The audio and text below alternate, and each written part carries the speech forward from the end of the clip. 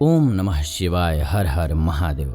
आज के इस वीडियो में हम सभी जितिया पर्व यानी कि जूतिया जिसे कहते हैं कहीं कहीं पर, जिसे जीवित पुत्रिका कहते हैं कहीं कहीं पर, इसके बारे में जानेंगे। यानी कि संपूर्ण विवरण जानेंगे जितिया का, साथ ही साथ जूतिया व्रत की कथा सुनेंगे और साथ ही साथ जीवित पुत्रिका व्रत के कथा के साथ साथ जीमूत वाहन के बारे में भी जानेंगे और इसके बारे में कुछ महत्वपूर्ण जानकारी लेंगे। अगर शुभ मुहूर्त जानना है तो वो इस वीडियो में हम इस साल के लिए बता देंगे अंत में, लेकिन वो हर साल का अलग अलग होता है। ये वीडियो आपके हमेशा ही काम आएगा। जितिया पर ऐसा वीडियो आपको नहीं मिलेगा यूट्यूब पर अभी तक, जो कि इस वीडियो में हम आपको जानकारी देने वाले हैं, तो जरूर इस वीडियो को अंत तक देखिए। जितिया एक त्योहार है जिसमें निर्जला यानी कि बिना जल के यानी कि पानी तक नहीं पीती हैं माताएं। उनको तो दिल से पहले नमस्ते है, क्योंकि अपने बच्चे के लिए, चाहे वो लड़का हो लड़की हो, उसके लिए सभी के लिए माताएं जो हैं व्रत रखती हैं। अब आप लड़की हैं तब भी आपकी माँ आपके लिए व्रत रखती हैं, कितनी खास बात है। सभी के लिए कल्याण के लिए माताएं बिना पानी का और बिना खाना का। और सबसे खास बात यह है कि बहुत मुश्किल व्रत होता है ये। क्यों? क्योंकि 36 घंटा रहती हैं और व्रतों में क्या होता है 24 घंटे का व्रत होता है, लेकिन इसमें 36 घंटे का उपवास होता है जो कि माताएं बच्चों की भलाई के लिए रखती हैं। तो सबसे पहले तो आप सभी को दिल से नमस्ते सभी माताओं को। विक्रम संवत के अश्विन महीने के कृष्ण पक्ष के 7वें से 9वें चंद्र दिवस तक 3 दिन का ये त्योहार होता है। जी हाँ, ध्यान से समझ लीजिए ये क्या होता है। विक्रम संवत के अनुसार यानी कि हमारा जो भारतीय पांचांग है, भारतीय जो है उसके अनुसार, जो आप 2021-2020 पढ़ते हैं वो नहीं, बल्कि हमारा जो संवत होता है उसके अनुसार अश्विन महीने में कृष्ण पक्ष के 7वें से 9वें चंद्र दिवस तक 3 दिन का ये त्योहार होता है। जी हाँ, ये मुख्य रूप से नेपाल के मिथिला और थरुहट, भारतीय राज्यों में बात करें तो बिहार, झारखंड, उत्तर प्रदेश और पश्चिम बंगाल के नेपाली राज्य जो होते हैं आसपास सटा हुआ एरिया है, और बिहार से उसके आसपास तक किया जाता है। आप देखेंगे तो बहुत ही मुख्य त्यौहार है, कहें एक नॉर्थ इंडिया का तो बड़ी बात नहीं होगी। ये बहुत ही खास होता है। आप लोग करते हैं कि नहीं ज़रूर कमेंट करके बताइएगा, या क्या खास करते हैं आप इस पर्व पर। इसके अलावा ये व्यापक रूप से पूर्वी थारू और सुदूर पूर्वी मधेसी की बात करें तो वहाँ के लोगों तक भी किया जाता है। नियम क्या है इस व्रत का? तो व्रत के दिन सोया नहीं जाता है और कुछ खाया नहीं जाता है। जी हाँ, ना ही कुछ खाते हैं और ना ही कुछ पीते हैं और ना ही सोते हैं। ये खास बात है इस व्रत की। तो इसके बारे में थोड़ा सा समझ लेते हैं। हमारे हिंदू विक्रम संवत के अश्विन महीने में कृष्ण पक्ष यानी कि अंधेरे की जो रात होती है उसके 7वें से 9वें दिन तक, मैंने जैसा कि आपको बताया 3 दिन तक ये चलता है त्यौहार। जीवित पुत्रिका के पहले दिन क्या किया जाता है? 3 दिन में पहले दिन क्या किया जाता है? तो इस दिन नहाए खाए के नाम से जाना जाता है। इस दिन नहाए खाए का पर्व मनाया जाता है। क्या होता है? तो इस दिन माताएं स्नान करने के बाद ही भोजन ग्रहण करती हैं। जीवित पुत्रिका दिवस पर एक सख्त उपवास होता है जिसे हर जूतिया भी कहा जाता है। आपने अक्सर जब नॉर्थ इंडिया में जाएंगे तो लोगों को कहते सुन लेंगे, कोई बहुत मुश्किल परिस्थिति में फंस जाए, जैसे एक्सीडेंट हो जाए और उसकी जान बच जाती है, तो कहा जाता है कि आपकी माँ ने खर जूतिया किया होगा।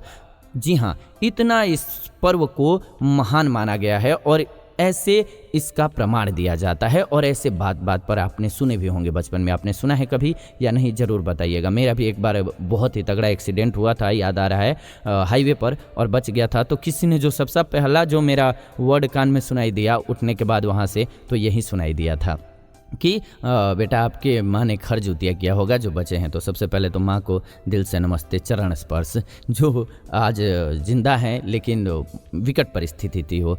खैर आगे बढ़ते हैं, जानते हैं क्यों। क्योंकि ये व्रत जो है ना बिना पानी पिए भी किया जाता है, और आप देखते ही हैं कि इस समय पे मौसम क्या होता है।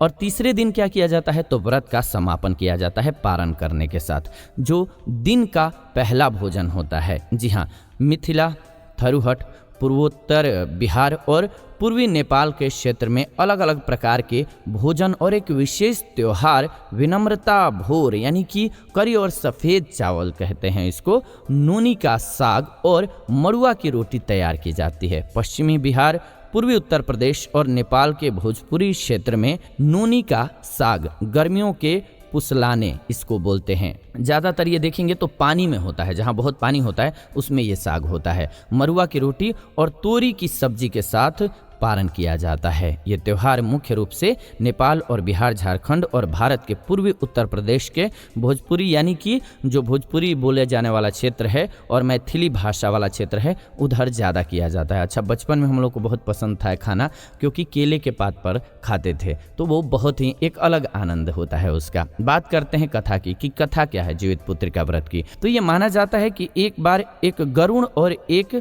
मादा लोमड़ी नर्मदा नदी के पास एक हिमालय के जंगल में रहते थे।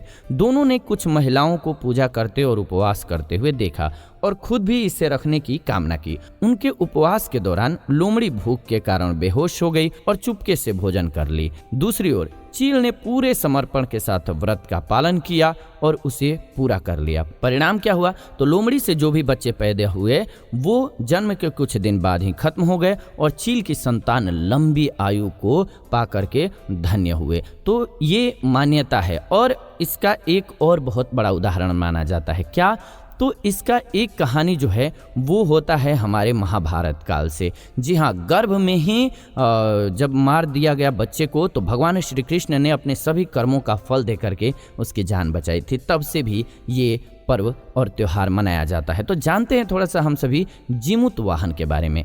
इस कहानी के अनुसार क्या है, तो जीमूत वाहन गंधर्व के बुद्धिमान राजा थे। जीमूत वाहन जो थे वो शासन से संतुष्ट नहीं थे और परिणाम क्या हुआ, उन्होंने अपने भाइयों को अपने राज्य की सभी जिम्मेदारियां दे दी और अपने पिता की सेवा के लिए जंगल चले गए। एक दिन जंगल में भटकते हुए उन्हें एक बुढ़िया विलाप करती हुई मिलती है। उसने बुढ़िया से रोने का कारण पूछ लिया, जिस पर उसने उसे बताया, यानी कि बुढ़िया ने बताया उनको कि वह सांप यानी कि नागवंशी के परिवार से है और उसका एक ही बेटा है। एक शपथ के रूप में हर दिन एक सांप को एक फीड के रूप में पाखीराज गरुड़ को चढ़ाया जाता है और उस दिन जो पक्षियों के राजा है गरुड़, उनको चढ़ाया जाता है। और उस दिन उसके बेटे को अपना भोजन बनाने का मौका मिला हुआ था, यानी कि आज उसकी बलि चढ़नी थी उसके बेटे की। उसकी समस्या सुनने के बाद जीमूत वाहन ने उसे सांत्वना दी और वादा किया कि वह अपने बेटे को जीवित वापस ले आएगा और यानी कि बूढ़ी माँ को आश्वासन दिया कि हम आपके बेटे को जीवित लाएंगे और गरुड़ से रक्षा करेंगे।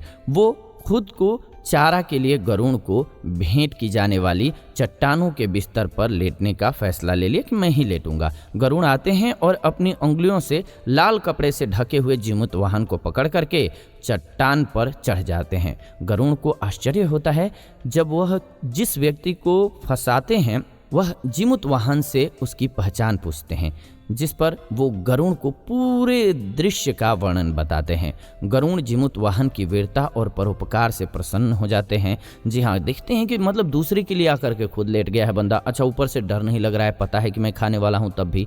तो सांपों से कोई और बलिदान नहीं लेने का वादा कर देते हैं। कौन? गरुड़ जी। जीमूत वाहन की बहादुरी और उदारता के कारण सांपों की जान बच जाती है और तब से बच्चों के कल्याण और लंबे जीवन के लिए उपवास किया जाता है। जी हाँ, ये भी एक मान्यता है। और एक हमने आपको महाभारत की कथा बताई कि भगवान श्री कृष्ण ने गर्भ में रक्षा किया था। तो ये ज्योतिया से जुड़ी हुई कथाएं हैं।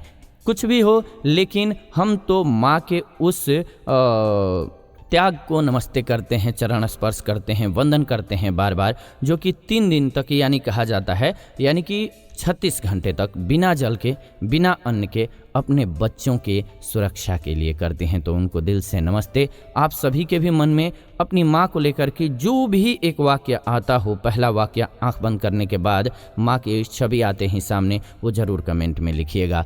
उम्मीद है कि आपको ये जानकारी अच्छी लगी होगी। ज्योतिया से जुड़ी हुई कोई जानकारी आप लेना चाहते हैं तो कमेंट कीजिएगा, उस पर वीडियो हम बना देंगे। या फिर किसी त्यौहार से रिलेटेड आपको जानकारी चाहिए तो कमेंट कीजिएगा, हम आपके लिए ज़रूर बनाएंगे। और इस वीडियो को शेयर कीजिए ताकि सभी लोगों तक इतना खूबसूरत, इतना अच्छा ये त्यौहार है हम सभी का, हम सभी सनातनियों का, हिंदू धर्म के लोगों का, तो ज़रूर इसको सभी लोगों को जानना चाहिए इस रूप में कि क्या क्या है। तो इसमें आप हम भागीदार बन सकते हैं। कैसे? तो वीडियो को लाइक करके, शेयर करके लोगों तक पहुंचा सकते हैं। तो ज़रूर कीजिए। फेसबुक, व्हाट्सअप, जो भी सोशल मीडिया आप यूज करते हैं साइट, उस पर ज़रूर शेयर कीजिए। उम्मीद है कि आपको ये जानकारी बहुत अच्छी लगी होगी। ऐसी ही जानकारीपूर्ण वीडियो इस चैनल के माध्यम से हम लेकर के आते रहते हैं। तो ऐसी जानकारीपूर्ण वीडियोज़ के लिए चैनल को सब्सक्राइब कर लीजिए, बेल नोटिफिकेशन को ऑन कर लीजिए ताकि नई वीडियो जब भी हम लाएँ नोटिफिकेशन आपको सबसे पहले मिले। साथ ही साथ वीडियो को लाइक, शेयर और कमेंट करना मत भूलिए। मिलते हैं आपसे नेक्स्ट वीडियो में नई जानकारी के साथ। तब तक आप सभी खुश रहें, आनंदित रहें, प्रेम के साथ हमारे साथ एक बार बोलें ओम नमः शिवाय, हर हर महादेव।